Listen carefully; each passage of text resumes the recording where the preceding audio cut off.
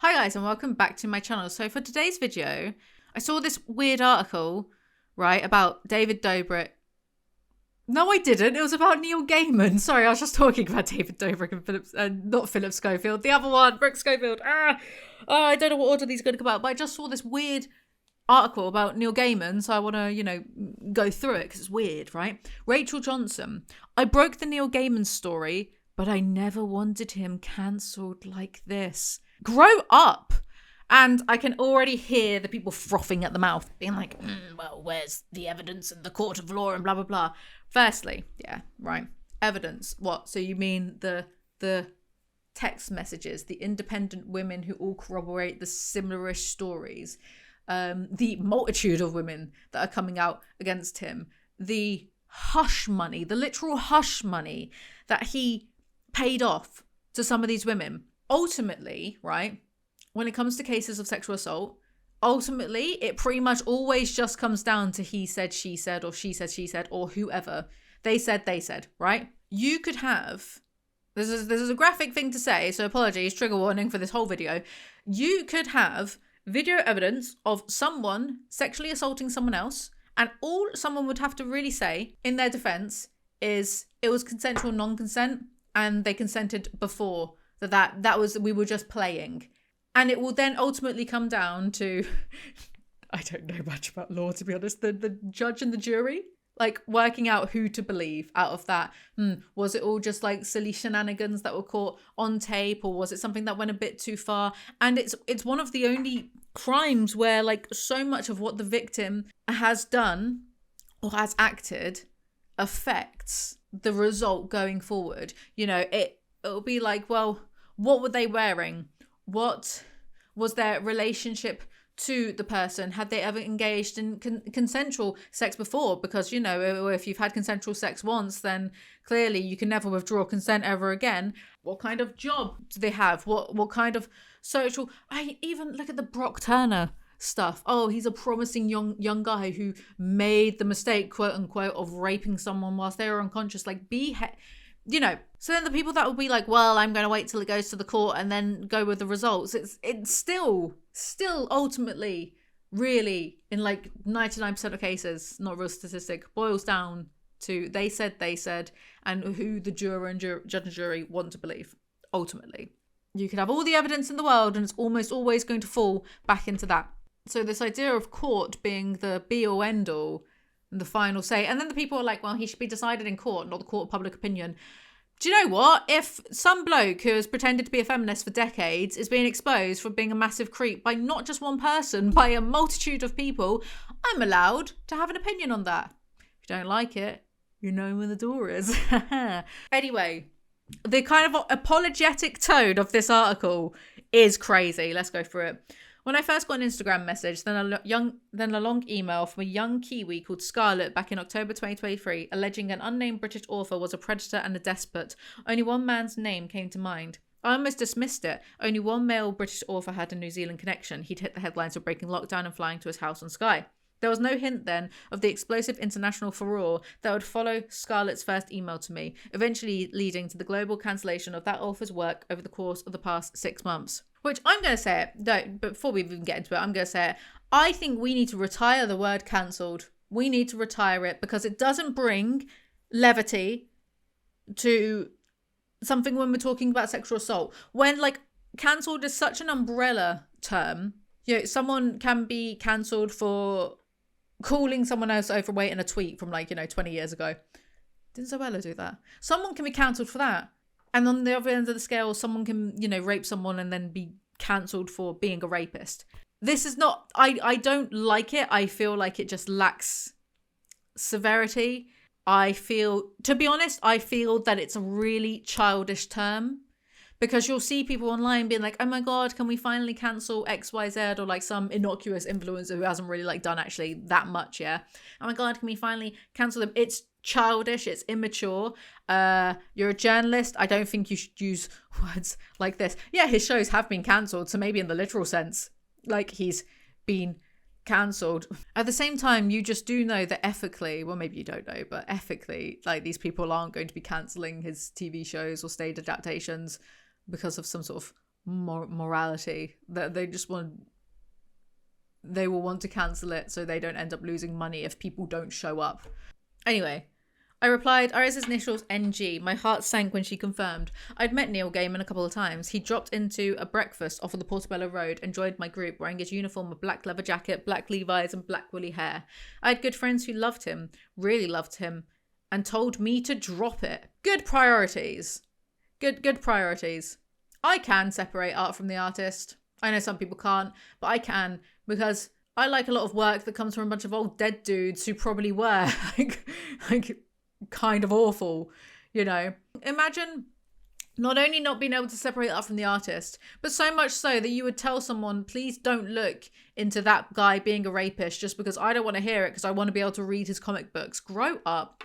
Like fellow British mega-selling author J.K. Rowling, Gaiman's creative genius sucked children and non-readers into a lifelong love of books and comics. I've actually never read any of his stuff. I've read a bit of Good Omens, but that was Terry Pratchett, isn't it? He was a cash cow when it came to publishing, film and TV, having sold 50 million books in one man industry, creating hundreds of jobs when those books, Sandman, Good Omens, Anansi Boys, etc., got turned into a series by Disney, Amazon, and Netflix. Plus, Gaiman was a kind, vocal, public ally of all of the most worthy, trendy minorities. That's a weird thing to say. And causes from refugees to trans kids, and what's more, he even tweeted about consent and believing women. Oh, he couldn't have done it then. That Neil Gaiman? I admit, I left until New Year of 2024 to dig into the allegations, but Scarlett's account of being allegedly anally assaulted, then aged 23, in an outdoor bath on her first day of work by her boss, aged 61, a man she'd never met before, was unforgettable. The challenge in terms of publication here in the UK, our libel laws are a hellscape, was to find the 14 others that Neil Gaiman's wife Amanda Palmer told Scarlett were out there. To cut a long story short, a story told in the Tortoise podcast series called Master, the allegations against Neil Gaiman, which I reported with Paul Galizia, which was followed up by a long read cover story by Leela Shapiro in New York Magazine a couple of weeks ago. There were others. 9 women so far have reported that they have had relationships of varying shades of grey with Neil Gaiman, and all of them allege the sex within the relationship was neither wanted nor enjoyed, painful, unconsensual, degrading, and transactional. It was only after New York Magazine that Neil Gaiman issued his first public denial called Breaking the Silence. Oh, let's see that then. Sure, let's get onto that in a bit. Neil Gaiman issued his first public denial called Breaking the Silence and repeated his position, one that he had indirectly communicated to Tortoise, that he had never engaged in unconsensual sex with anyone, ever. But that denial has not prevented Dark Horse Comics from being the latest one of his publishers, streamers, or other platforms from dropping the author. In a post on Twitter, Dark Horse Comics said this week, Dark Horse takes seriously the allegations against Neil Gaiman. We are no longer publishing his works. The point of me breaking my silence now here is to say that the blanket cancellation of Neil Gaiman was not my intention when I first heard Scarlett's story than the voice of 4 more females you hear in Master. My point was compelling public interest in reporting her allegations and others like hers. I feel like it's a bit odd, the slight backtracking. It wasn't my intention that his work life was to suffer from the consequences of his alleged own actions. It's just a weird hill to die on. It's just a weird thing to say. Imagine uncovering that someone has a history of sex crimes and then being like, "Oh well, I'm sorry. It's been taken too far now because his shows have been cancelled." I think it got taken too far the first time he did it to a woman, allegedly. I believe them because, as I said in my main channel video, it's like the Russell Brand thing. Too many people are saying the same thing about this person. So is it all a grand conspiracy or is it Occam's razor? Maybe it's just the truth. Anyway, all Scarlett had said was she wanted accountability or some recognition that she had been abused. Our intention with Master was to probe the greyest of grey areas, allegations of sexual abuse within an otherwise consensual relationship. What the police call IPSV, or intimate partner sexual violence, is the most underreported crime. Women don't report it, even though marital rape has been on the statute book since 1992, because they don't think they will be believed. They don't want to think they've been abused and view themselves as victims. They don't want their partner, often the father of their children, to go to jail. They very often send their alleged abuser loving messages afterwards that can be used as a crutch of any defense. It's complicated. That's kind of what I was saying earlier, right?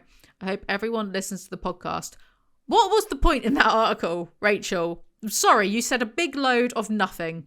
I know there are some comments on... No, the comments are gone now. So I saw some comments that I disagreed with, but I think I covered it in like the first 5 minutes of this video. You have said a big load of nothing. You did I assume your job is to be a journalist, so you did your job, right? You reported something after you had corroborated it with several people. What are you feeling sorry for? Why are you feeling sorry for yourself? Don't feel sorry for him either. He's a menace, allegedly. Now let's read Breaking the Silence, because then someone on Reddit did an open letter to him. So let's cover both of them. Breaking the Silence. Over the past many months, I have watched the stories circulating the internet about me with horror and dismay. I've stayed quiet until now. Didn't he say, wasn't it in the article that he said to him, in Amanda Palmer's book, she said, this is what writers do. They lie. Amanda Palmer said that he said that in her book, right? Writers lie. This is what we do. We lie. You're writing right now. Why should I believe you? By your own words and admission. Fall on your own sword. I've stayed quiet until now, both out of respect to the people who are sharing their stories and out of a desire not to draw even more attention to a lot of misinformation. I've always tried to be a private person. The reason I'm going to read out a Reddit post in a minute is because they know more about him than I do, and they say this is not the case. You big liar, you oversharer. And felt increasingly that social media was the wrong place to talk about important personal matters. I've now reached a point where I feel that I should say something. As I read through this latest collection of accounts, there are moments I half recognise and moments I don't. Descriptions of things that happened sitting beside things that emphatically did not happen. I'm far from a perfect person. Why does everyone say that? But I have never engaged in non-consensual sexual activity with anyone, ever. I went back to read the messages I exchanged with the women around, and following the occasions that have subsequently been reported as abusive. These messages read now as they did when I received them, of two people enjoying entirely consensual relationships and wanting to see one another again. Have you never heard of people wanting to repress their trauma and pretend it didn't happen? You're a writer, use your imagination. At the time I was in those relationships, they seemed positive and happy on both sides. I also realised, looking through them years later, that I could have and should have done so much better. I was emotionally unavailable while being sexually available, self-focused and not as thoughtful as I could or should have been. I was obviously careless with people's hearts and feelings, and that's something I deeply regret. It was selfish of me. I was caught up in my own story and I ignored other people's. I spent some months now taking a long, hard look at who I have been and how I have made people feel. Like most of us, I'm learning, and I don't say you ever, you don't ever stop learning, obviously, but you are 61. Grow up. And I'm trying to do the work needed, and I know that's not an overnight process. Well, you better do it quickly. You're 61. How long you got? Is that morbid? How long you got left? This is all I think of. Dying. I hope that with the help of good people, I'll continue to grow. I understand that not everyone will believe me or even care what I say, but I'll be doing the work anyway for myself, my family, and the people I love. I'll be doing my very best to deserve their trust as well as the trust of my readers. At the same time, as I reflect on my past and I re-review everything that has actually happened as opposed to what is being alleged, I don't accept there was any abuse. To repeat, I've never engaged in non-consensual sexual activity with anyone. Some of the horrible stories now being told simply never happened. Oh yeah, all of them are in cahoots and lying about the same thing, are they? While others have been so distorted from what actually took place that they bear no relationship to reality. If none of this stuff ever happened, then why were you trying to pay women off? I'm not willing to turn my back on the truth, but I can't accept being described as someone as I am not and cannot and will not admit to doing things I didn't do. So then someone, open letter, replied, Neil Gaiman on Reddit. In what way have you been a private person? What does that description mean to you? You have, rather notoriously, been prone to oversharing on Tumblr for years. Your online activity drastically shifted after the allegations broke. The extreme change from baseline does not corroborate the idea that you're merely continuing to honour a consistently held value. You seem to like playing with definitions, so tell me, what definition of private are you using? The one I can infer is that there are specific features of your life you would prefer people don't know about, which is perhaps not the impression you are at this moment trying to give. Okay, so this person then goes on to say about their former spouse being very manipulative, and this spouse had trauma features. One of the most prominent features of their trauma was the capacity to selectively willfully forget. They would call it their wood chipper. Memories and knowledge that weren't convenient to what they wanted to experience at that moment, of people's boundaries, of people's objections, of people's preferences, of people's needs, of people's rights, of people's autonomy, of people's pain, obligations, past assurances. They all fed it into the wood chipper. They knew they were doing it. They could observe their own mind do it mid-process, or so they said, right?